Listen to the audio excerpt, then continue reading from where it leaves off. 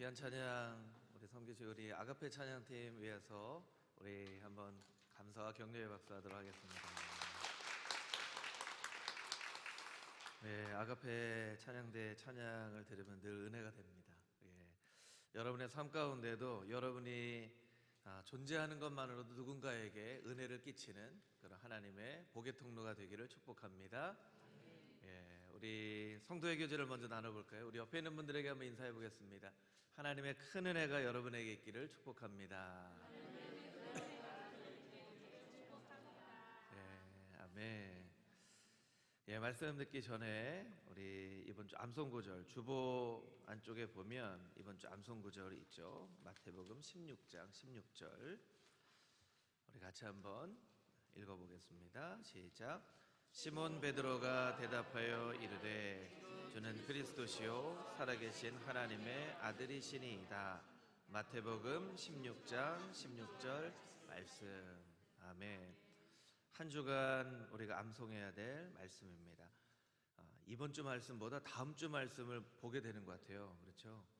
네, 다음 주가 긴데 지혜가 있는 성도님들은 이제 이번 주 다음 주 것까지 이렇게 계속 보시면 우리가 잘 말씀을 암송할 수 있게 될 것 같습니다.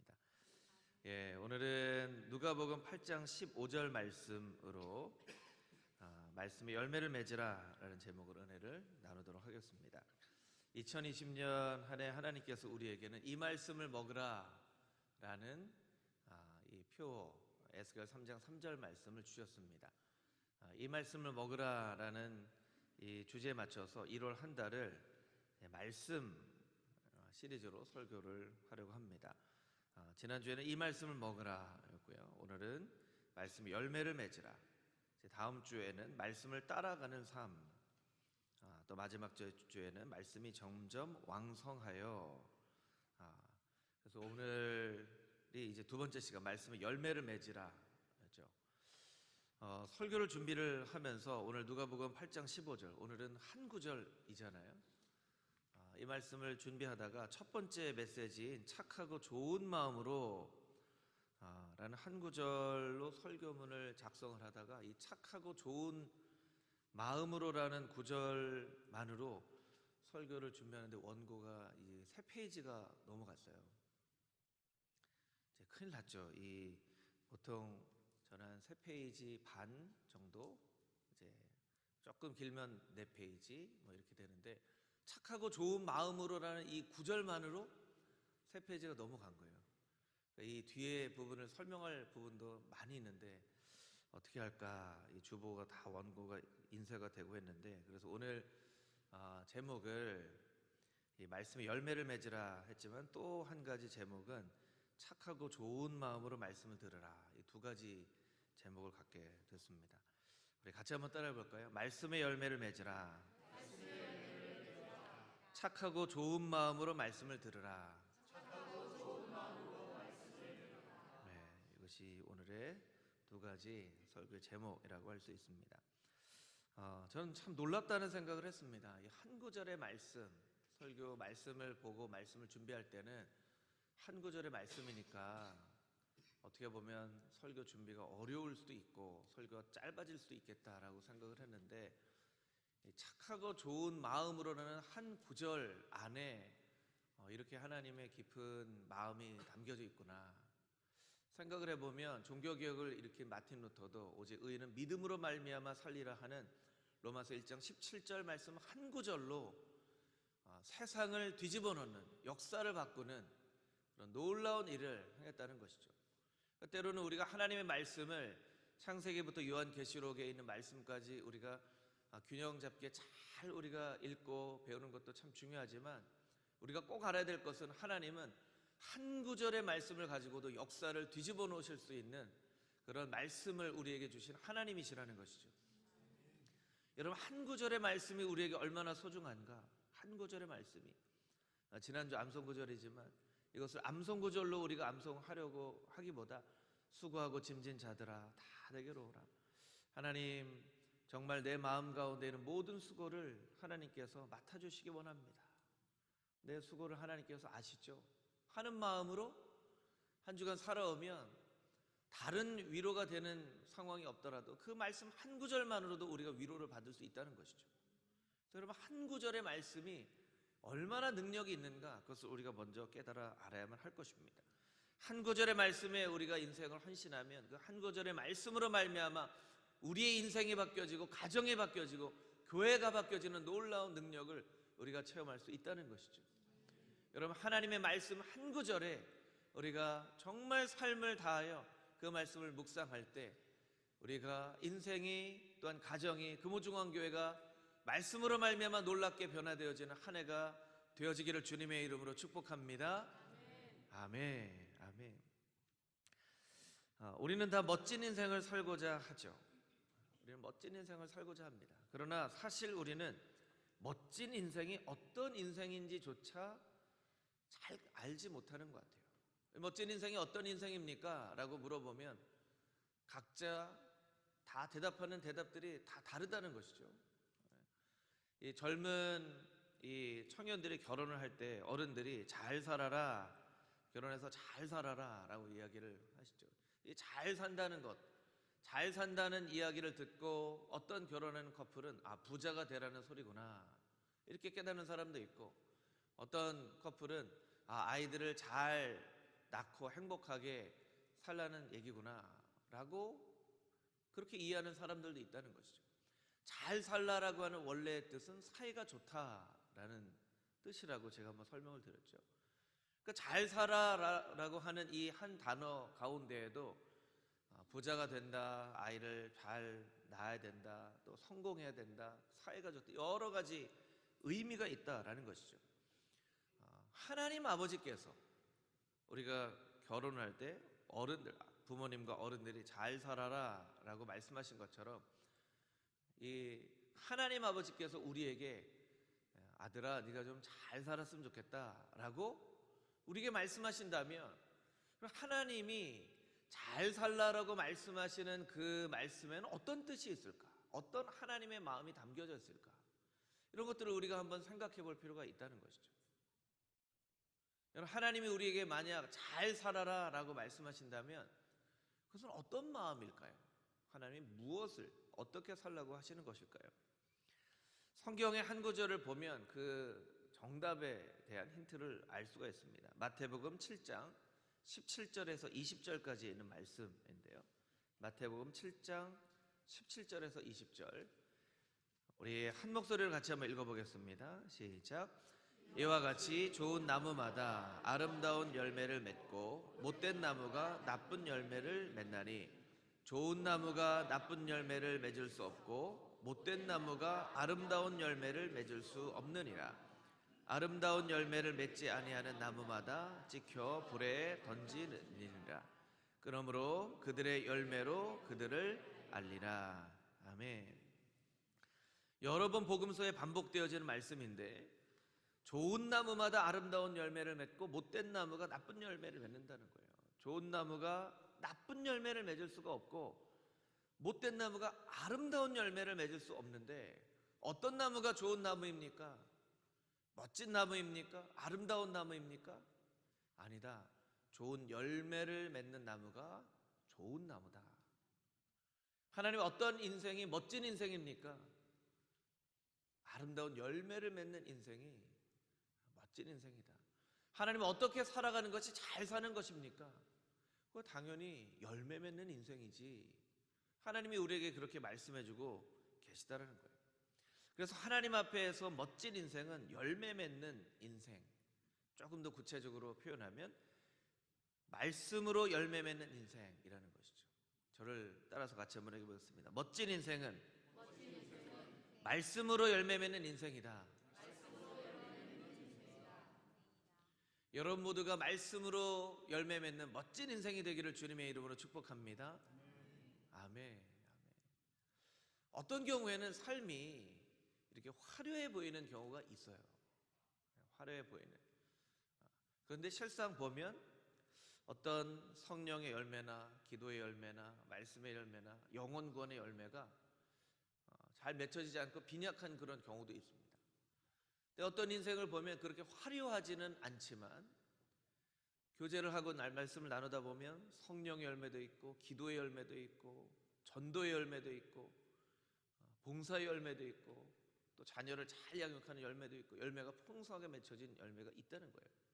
마치 어떤 나무가 보기에 좋고 잎도 푸르른데 가까이 나가 보면 열매가 없는, 예수님께서 이 책망하신 열매 없는 무화과 나무와 같은 그런 나무가 있고, 볼품없이 초라하지만 아주 가지가 휘어질 정도의 많은 열매를 맺는 나무가 있는 것과 마찬가지죠. 마찬가지. 그러니까 우리가 우리 인생을 돌아보면서 2020년 한 해 이 말씀을 먹으라는 주제를 우리가 기억하면서 우리가 마음 가운데 새기고 1년 내내 묵상해야 될 것은, 하나님, 이번 한 해 말씀으로 열매 맺는 인생 되게 하여 주시옵소서. 말씀으로 열매 맺는 인생으로 살게 하여 주시옵소서. 우리가 그렇게 기억하며 어떻게 하면 말씀으로 열매 맺는 인생이 되어질까 우리가 생각을 하며 매일매일을 살아가야만 한다는 것이죠. 구체적으로 어떻게 말씀으로 열매 맺는 인생으로 살까? 우리 본문 말씀 누가복음 8장 15절 말씀을 다시 한번 읽어보도록 하겠습니다. 우리 한 목소리로 같이 읽겠습니다. 좋은 땅에 있다는 것은 착하고 좋은 마음으로 말씀을 듣고 지키어 인내로 결실하는 자니라. 아멘.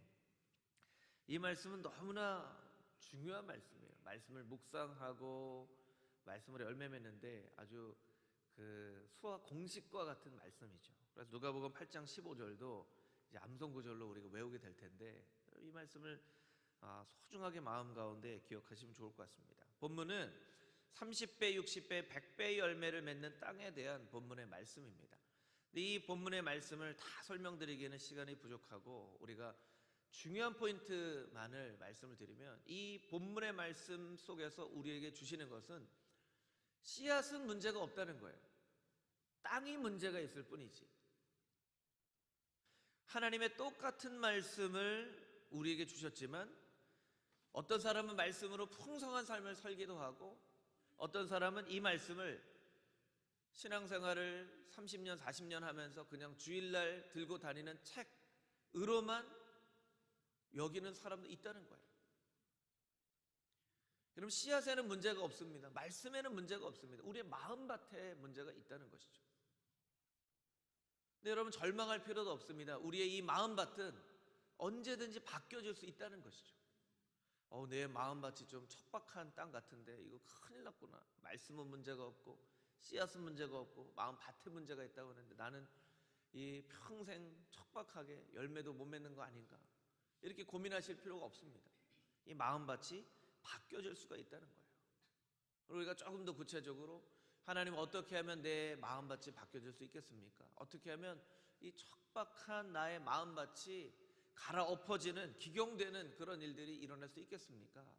우리가 그렇게 하나님 앞에 여쭤봐야 되겠죠. 본문의 말씀은 어떻게 이야기하고 있습니까?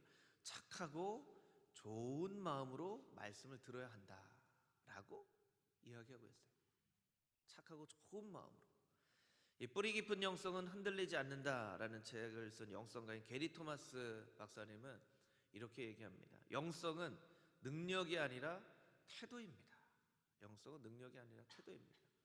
이분이 이제 미국 분이니까 영어로 ability와 attitude, A로 시작되어지는 두 단어를 이제 비교하려고 했던 것이죠. ability가 아니라 attitude라는 거예요. 능력이 아니라 태도라는 거예요. 여러분, 영성은 내 힘이 아니라 하나님의 힘입니다. 내 힘이 아니에요. 우리가 분명히 깨달아야 될 것은, 신앙의 힘은 내 힘이 아닙니다. 내 힘이 아니에요. 설교자가 능력 있는 설교자로 쓰임 받는 것은 그 사람에게 어떤 능력이 있어서가 아니라, 하나님 앞에 늘 정직한 마음으로 말씀을 열심히 묵상하며 목자의 마음으로 이 한 단어 한 구절의 말씀으로 어떻게 하나님의 대언자로서 대언을 할까라는 고민을 가지고 강단에 설 때 은혜 있는 설교자가 되는 것입니다. 여러분, 어떻게 한 사람의 인생이 그 사람이 가지고 있는 능력으로 또 한 사람을 변화시킬 수 있겠습니까? 그것은 불가능한 일이에요. 여러분, 어떻게 한 사람이 인생을 변화시킬 수 있겠어요? 설교자가 착각을 하면 안 되는 것이, 나는 그래도 말을 잘하는 것 같아. 나는 이렇게 좀 유머를 얘기하면 성도들이 막 잘 웃기도 하고 또 감동적인 나한테는 설교자로서 큰 능력이 있구나 이렇게 생각하는 순간 이 설교자는 오염되기 시작하죠. 이 하나님의 거룩한 말씀을 어떻게 들고 단위에 서야 되겠습니까?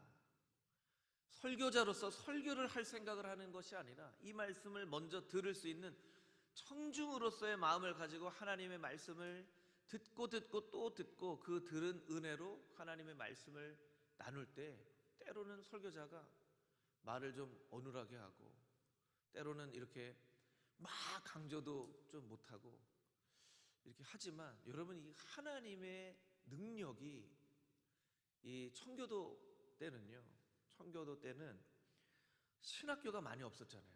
신학교가 많이 없고 헌신을 하고 싶은데 신학교 많이 없기 때문에 설교자들은 어떻게 설교를 해야 될지 훈련을 못 받았어요. 그래서 설교 올라와서 그 장깔뱅이진 기독교 강요를 그냥 읽은 때도 있었다고 합니다. 여러분 설교자가 올라가서 기독교가 오늘은 제가 설교를 어떻게 될지 몰라서 기독교 강요를 그냥 읽겠습니다 해서 기독교 강요를 그냥 이렇게 쭉 읽었는데 여러분 은혜가 됐을까요? 안 됐을까요? 네, 은혜가 넘쳤다는 거예요. 그러면 이 한 설교자가 저 설교자는 자격이 없네 어떻게 준비를 안 하고 기독교 강요를 어떻게 저렇게 읽지 하는 게 아니라 이 설교자가 일주일 내내 고민을 하는 거예요. 이 하나님 말씀을 어떻게 묵상할까 말씀 묵상하고 했는데 그래도 하나님께서 마음 가운데 메시지를 주시지 않으니까 그러면 이 깔뱅의 기독교 강요라도 내가 정말 하나님의 은혜를 나누는 마음으로 읽어야 되겠다. 그런 경우에도 성도들이 큰 은혜를 받고 선교사로 헌신하고 그 인생이 변화되어지는 일들이 있다는 거예요. 여러분 우리가 하나님 말씀을 읽을 때 늘 착하고 좋은 마음으로 들어야 됩니다. 여러분 영성은 능력이 아닙니다. 여러분에게 무슨 능력이 있는지를 자꾸 묵상하지 마시고 나는 하나님 앞에 어떤 좋은 태도를 가졌는가? 좋은 태도를 가졌는가? 이 태도를 운동선수로 보면 폼이라고 할 수 있겠죠. 폼. 예전에 기억나는데 박찬호 선수가 미국에서 아주 큰 활약을 벌이고 있었던 때에 한 해는 박찬호 선수가 성적을 잘 내다가 그 해는 성적을 잘 못 냈어요. 그래서 제가 뉴스에서 보면서 아직도 기억나는 게 박찬호 선수가 투수 코치한테 자기 폼을 교정하는 그런 훈련을 했다는 거예요. 아니 세계 최고의 야구 선수도 성적이 안 나오면 그 폼을 바꾼다는 거예요. 너는 폼이 잘못됐어. 폼을 이렇게 다리를 너무 높이 올리니까 다리를 그렇게 높이 올리지 말고 다리를 이만큼 올리던 거를 다리를 요만큼만 올려. 이런 미세한 차이로 조정을 한다는 거예요. 그렇게 폼을 바꿨더니 또 좋은 성적을 냈다. 운동선수도 자기가 어떤 폼으로 운동을 할지를 결정을 합니다. 신앙생활도 마찬가지입니다. 어떤 좋은 태도로 예배를 드릴까? 찬양을 할 때, 말씀을 들을 때, 기도를 할 때 나는 어떤 태도로 찬양을 하고 기도를 하는가? 그래서 사실은요, 제가 여러분에게 한 가지 권면드리고 싶은 것은 착하고 좋은 마음으로 말씀을 듣는 좋은 태도 중에 하나는요, 예배 시간에 지각하지 않는 거예요. 오늘 조금 늦게 오신 분이 마음이 찔릴 수도 있습니다. 지각하지 않는 거예요. 하나님 말씀 사모하는 마음으로 운전을 하거나 걸어올 때부터 하나님 오늘은 어떤 은혜를 주시겠습니까? 예배 가운데 어떤 정말 은혜를 맛보겠습니까? 하고 오는 거예요. 그냥 생각 없이 오늘은 막히네 안 막히네 저 차는 빨간색이네 하얀색이네 하고 오는 게 아니라 여기는 길이 지저분하네 안 지저분하네 하는 게 아니라 오면서 막 기대하는 마음으로 여러분 그런 경험들이 있으시잖아요. 살아가는 사람을 만나러 가는 길은 그 길에 있는 풍경이 안 보이고 그 사랑하는 사람과 만나서 무슨 얘기할까 하는 생각으로 가득 차서 사랑하는 사람을 만나러 가잖아요. 그런 경험이 없으신 건 아니시죠? 네. 사랑하는 사람 만나러 가는 길은 그 사람은 어떤 얘기할까 이렇게 생각하는 것처럼 오늘 내가 하나님 만날 텐데 하나님 오늘 예배 가운데 어떤 은혜를 주시겠습니까? 하고 막 오는 그 태도가 우리의 예배의 은혜를 받는가 안 받는가를 결정하게 된다는 거예요. 여러분 모두는 예배에 지각하지 않는 성도님들이 되시기를 축복합니다. 아멘. 영성은 능력이 아니라 태도예요. 그 하버드 대학 있죠. 미국의 가장 대학으로 하면 대표적인 대학이라고 할 수 있는 하버드 대학. 하버드 대학의 학생들은 하루에 12시간 이상씩 공부를 한다고 해요. 12시간 이상씩.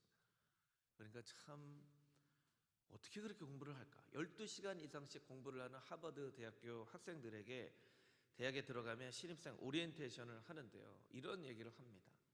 여러분들이 이제 공부를 할 텐데 여러분이 꼭 기억해야 될 것이 있습니다. 생각은 자유롭게, 생활은 엄격하게 해야만 합니다.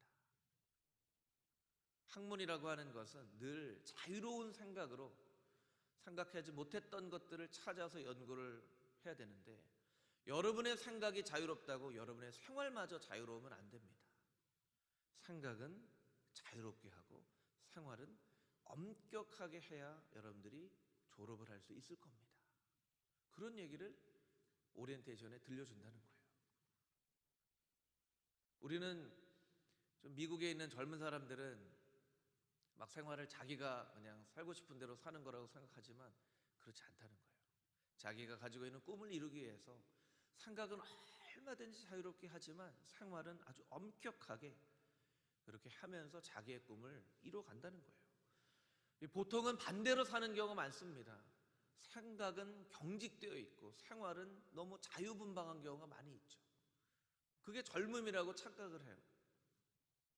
젊음은 이렇게 좀 자유롭게 사는 거야. 근데 정작 만나서 얘기를 해보면 생각은 너무나 경직되어 있고 이건 안 되고 이건 안 되고 이건 안 되고 부정적인 생각으로 가득 차 있는 청년들이 있다는 거예요. 여러분 우리 청년들을 위해서 기도하실 때 하나님 우리의 청년들이 생각은 자유롭게 하지만 생활은 엄격하게 그렇게 자신의 꿈을 이루어가는 청년들 되게 해 주시옵소서.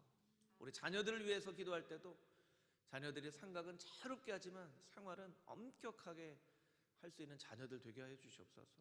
우리가 그렇게 기도할 필요가 있다는 것이죠. 이것이 성공하는 사람의 영적인 태도입니다. 하나님의 꿈을 이루어가는 성도들의 삶도 마찬가지죠. 우리의 생각은 자유롭게 하지만 생활은 엄격하게 함으로 하나님의 꿈을 이루어 가야만 한다는 것이죠. 그럼 착하고 좋은 마음이라는 것에 대해서 조금 더 설명을 드리면 첫 번째, 착하고 좋은 마음은 어떤 마음의 태도인가? 첫 번째, 말씀을 즐거워하는 태도입니다. 우리 같이 한번 따라해 볼까요? 말씀을 즐거워하는 태도입니다. 시편 1편 1절 2절 말씀을 같이 한번 읽어보겠습니다. 시편 1편 1절 2절 시작. 복 있는 사람은 악인들의 꾀를 따르지 아니하며 죄인들의 길에 서지 아니하며 오만한 자들의 자리에 앉지 아니하고 오직 여호와의 율법을 즐거워하여 그 율법을 주야로 묵상하는도다. 아멘. 2절 말씀을 보여주시면 여호와의 율법을 즐거워하여 그 율법을 주야로 묵상하는도다. 일에도 순서가 있는 것처럼 신앙에도 순서가 있습니다. 여호와의 말씀을 즐거워해야 주야로 묵상할 수가 있습니다. 여러분 여호와의 말씀을 즐거워하지 않는데 주야로 묵상하는 것은요 우리에게 아주 큰 숙제이자 벌 같아요. 이제 암송구절 한다고 여러분에게 지난주에 책자를 나눠드렸잖아요. 104개의 구절을 나눠드렸는데 여러분 좋아하지 않는다면 이 104 구절을 암송하는 건 우리에게 아주 큰 스트레스가 될 겁니다. 여러분들이 매주마다 스트레스를 받으며 교회를 오실지 기쁜 마음으로 오실지, 그래서 우리가 하나님 말씀을 암송하려고 노력하기보다 하나님 말씀을 즐거워하려고 노력을 해야 된다는 거예요. 하나님 말씀 기뻐하려고 노력을 해야 된다는 거예요. 이 부분에 있어서는 목회자들이 좀 회개가 필요한 것 같아요. 하나님 말씀을 재미없게 만들어버린 이 장본인, 그래서 어떤 사람이 길게 얘기하려고 그러면 어떻게 얘기하죠? 설교하지 마 그러잖아요. 설교하지 마. 설교가 너무나 귀한 직분임에도 불구하고 그 직분을 잘 못한 분들이 있었어요. 그런 분들 때문에 설교하지 마. 제가 가끔 주례를 하러 가면 꼭 당부를 받는 게 그거예요. 설교를 절대로 길게 하시면 안 됩니다. 얼마나 설교를 전에 있던 분들이 길게 했으면 설교를 절대로 길게 하시면 안 됩니다. 몇 번씩 얘기해요. 설교 길게 안 합니다. 그래놓고 길게 하시더라고요. 절대로 길게 하지 마시면 안 한다고 해놓고 길게 하시더라고요. 예. 그렇죠. 예.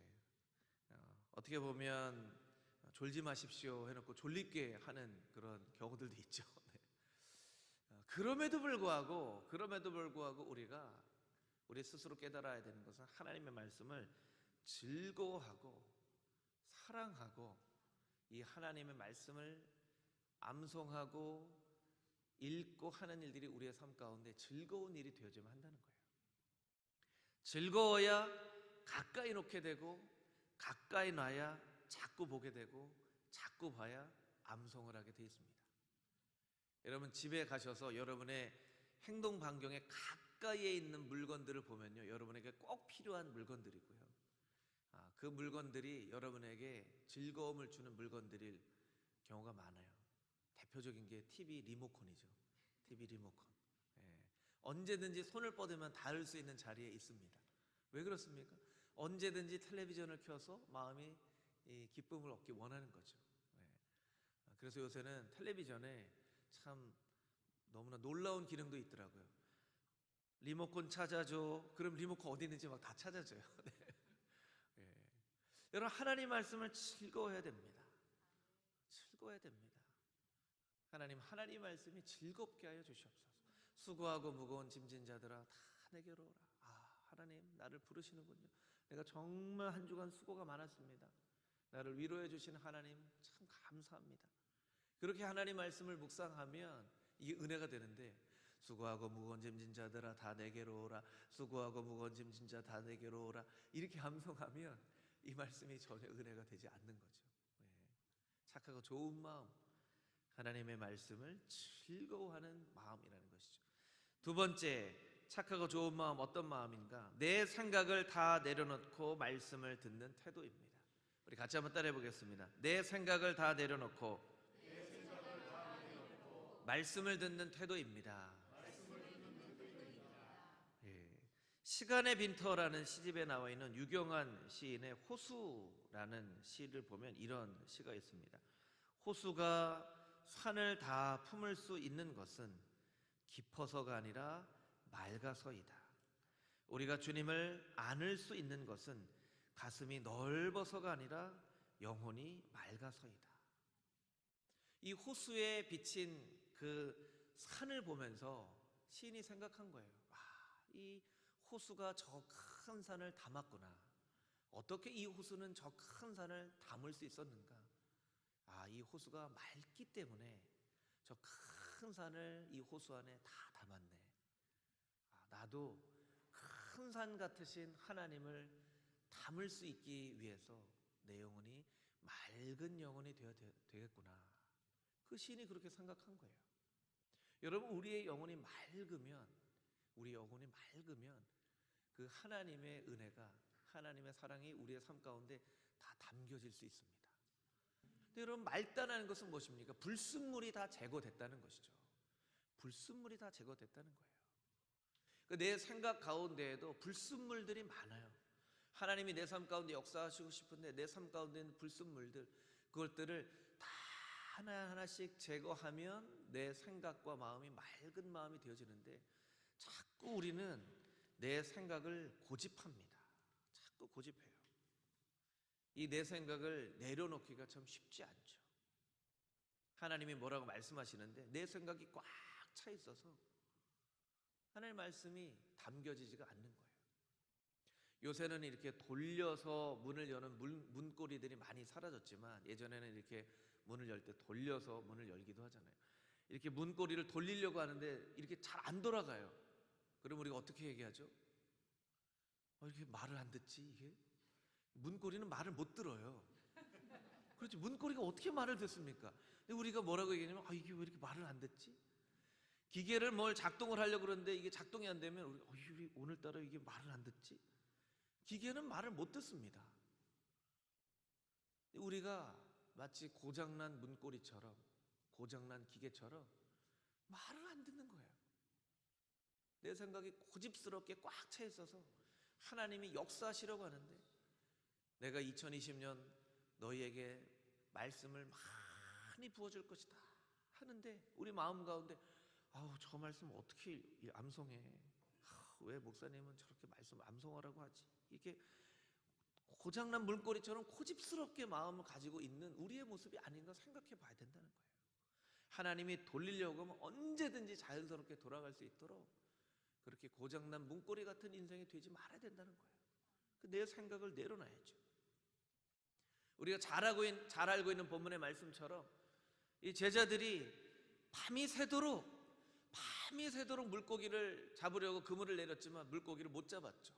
그런데 어부가 아닌 목수 출신인 예수님께서 저 깊은 데로 가서 좀 그물을 던져보지 그래 했더니 베드로가 뭐라고 얘기합니까?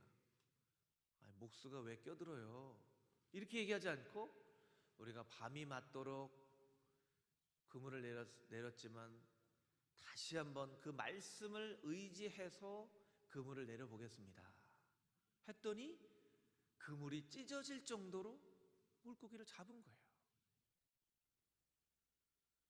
여러분, 어부로서, 그 갈릴리 바다에서 잔뼈가 굵은 어부로서 그 주님의 말씀을 듣는 것은 그렇게 쉬운 일은 아니었습니다. 그런데 자기의 생각을 내려놓고 저 선생님 얘기를 듣고 한번